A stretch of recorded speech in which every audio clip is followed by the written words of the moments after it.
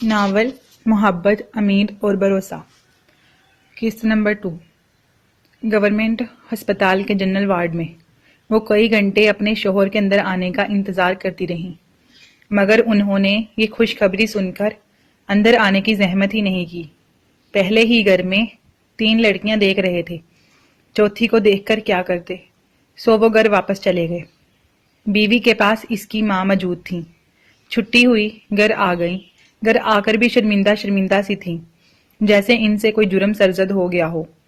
واقعہ یہ ہے کہ لگاتار بیٹیوں کی پیدائش ایک جرم ہی بن جاتی ہے اور مجرم کہلاتی ہے ماں، تکلیفیں سہ سہ کر انہیں جنم دینے والی۔ اب میڈیکل سائنس تو یہ کہتی ہے کہ بچے کی پیدائش کا ذمہ دار مرد ہے، لڑکی کی پیدائش کا سبب مرد ہوتا ہے اور لڑکے کی پیدائش کا سبب عورت بنتی ہے۔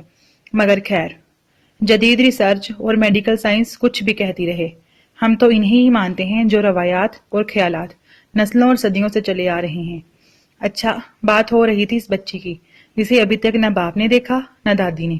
ویسے ماں نے بھی کون سا غور سے دیکھا تھا، وہ بیچاری خود ڈری سہمی سی ہو رہی تھی۔ ہاں البتہ بڑی بہنیں جو خود بالترتیب 6، 4 اور 2 سال کی تھیں، ضرور گیرا ڈال کر اپنی نئی بہن کے گرد بیٹھ گئی اور بڑی مسرت، حیرانگی اور غور سے اسے دیکھ رہی تھی۔ ساس اپنے کمرے میں سر پر پٹی باندھ کر لیٹی ہوئی تھی، ان کے سر میں درد ہو رہا تھا۔ شوہر صاحب گھر سے باہر نکلے ہوئے تھے۔ چھوٹی ننند نے آ کر بچی کو گود میں لیا اور پیار کیا۔ وہ خود بھی ابھی بچی ہی تھی، 18ویں سال میں لگی تھی۔ عادت، مزاج، حرکتیں ابھی تک بچوں والی۔ اسے شعور ہی نہیں تھا کہ یکے بعد دیگرے گھر میں صرف لڑکیوں کا اضافہ ہونا کتنی تشویش بلکہ کسی حد تک دکھ کی بات تھی۔ مگر اسے کیا، وہ تو ایک پیاری سی چھوٹی منی کو دیکھ کر بڑی خوش تھی۔ اس کا نام کیا رکھیں گے؟ اس نے بڑے اشتیاق سے بچی کے موہنے چہرے کو دیکھتے ہوئے سوال کیا۔ تم بتا دو۔ بہاوج کو اس کی بے خبری اور معصومیت پر ہنسی بھی آئی اور اشک بھی آیا۔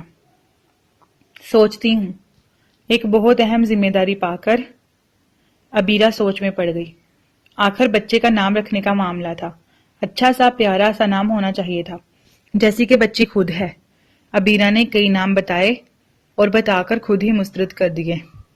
ولاکھر ناموں کی ایک طویل لسٹ بنانے کے بعد وہ ایک نام پر مطمئن ہو گئی۔ ابرا، گڑیا کا نام ابرا رکھیں گے، میرے نام کے ساتھ ہی مل رہا ہے، ٹھیک ہے نا؟ اس نے تائید کے لیے بھابھی کی طرف دیکھا۔ اچھا نام ہے، یہی رکھ دیتے ہیں۔ انہوں نے عبیرہ کے خلوص اور محبت کا جواب محبت ہی سے دیا۔ رات میں بھائی بہاوج آئے تھے ملنے کے لیے، برابر گلی میں ہی تو میکا تھا۔ مبارکباد دی تو ساس تنزیہ ہنس دی۔ ہاں بھائی، آپ کو بھی چوتھی بہانجی مبارک ہو۔ دعائیں تو بہت کی تھی کہ اس بار اللہ پوتے کا منہ دکھا دے، مگر خیر، جو مرضی مولا کی۔ انہوں نے ایک آہ بھری۔ اللہ کا شکر ہے اس نے صاحب اولاد تو کیا، چاہے بیٹیاں ہی صحیح۔ ہمیں دیکھیں، ہم تو اس سے بھی محروم ہیں۔ بہاوج نے یاسیت سے کہتے ہوئے نومولود بچی کو گود میں لیا۔ تو تم ہی لے جاؤ اسے، پال لینا، تمہارے بھی آنگن میں رونق ہو جائے گی، میرے بچے پر سے ذمہ داری کا بوجھ ذرا ہلکا ہو جائے گا۔ ان کے اچانک یوں بول پڑنے پر سب ہکا بکا ایک دوسرے کا منہ دیکھنے لگے۔ بہو ان کی بات سن کر تڑپ اٹھی۔ 9 ماہ اپنے وجود کے اندر ایک جان کی پرورش کی، سارے کٹھن دنوں سے گزر کر زندگی موت کے درمیان جھولتے تخلیق کا کرب سہا۔ ابھی تو تکلیف بھی پوری طرح ختم نہیں ہوئی تھی۔ جہاں پہ تینوں پل رہی ہیں وہاں یہ بھی پل جائے گی۔ انہوں نے دبی زبان سے مخالفت کی، گو کہ جانتی تھی کہ ان کا پلڑا بہت کمزور ہے، کیونکہ شوہر یقیناً اس معاملے میں ماں کا ساتھ دیں گے۔ انہوں نے تو بچی کو دیکھنا تک گوارا نہیں کیا تھا۔ ہاں بی بی، پل تو جائے گی یہ بھی، مگر کیسے پلے گی ان تینوں کے ساتھ؟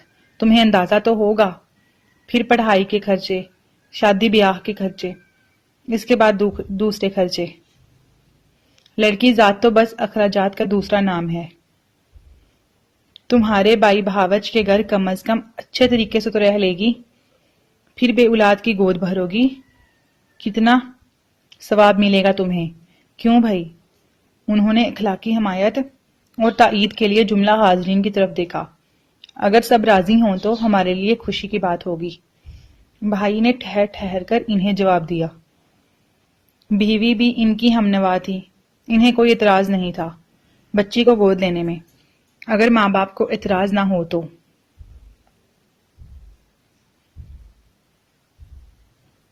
اگر ماں باپ کو اعتراض نہ ہو تو پھر ابرہ اپنے ماموں ممانی کے زیر سایہ پلنے لگی۔ گھر میں نانی تھی، ماموں ممانی، نئے امی ابو کے علاوہ ایک پھپھو اور 2 ماموں اور تھے۔ اگلے 4 سالوں میں ان تینوں کی شادیاں ہو گئی تھیں۔ ماموں کے گھر بڑے چاؤ چونچلے اور اہتمام کے ساتھ پل رہی تھی وہ۔ 7 برس کی عمر تک اس نے یوں ہی پرورش پائی، ناز و نعم میں۔ لاڈ اٹھوائے ہر فرمائش پوری ہوئی۔ کپڑے، جوتے،